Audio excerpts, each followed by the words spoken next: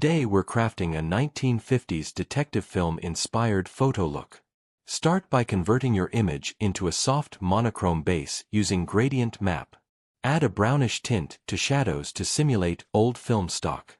Reduce clarity slightly to soften edges.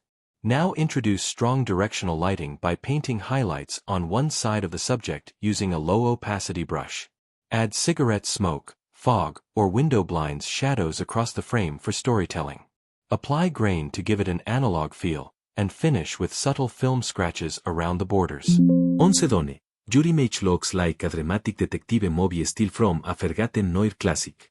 Let's capture that mysterious ambience.